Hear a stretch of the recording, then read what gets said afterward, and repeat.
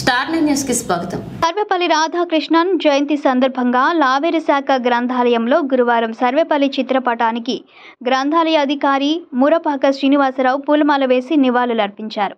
ఈ సందర్భంగా ఆయన మాట్లాడుతూ 1888వ సంవత్సరం సెప్టెంబర్ 5వ తేదీన చెన్నైలో తిరుత్తరిణిలో జన్మించారు. విద్యార్థి దశ నుంచే మనస్తత్వ శాస్త్రముపై అధ్యయనం చేశారు. ఇతని జీవితాన్ని ప్రతి విద్యార్థి ఆదర్శవంతంగా తీసుకోవాలని ఆయన కోరారు.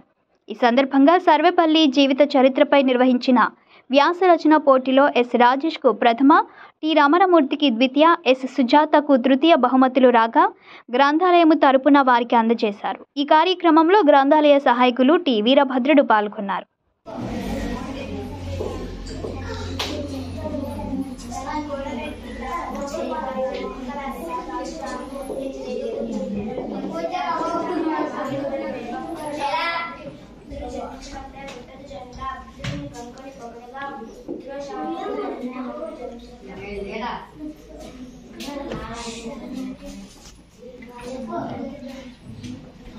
తన కోపమే తన శత్రువు, తన శాంతమే తనకు రక్ష, దయ చుట్టంబో, తన సంతోషమే స్వర్గము, తన దుఃఖమే నరకమందు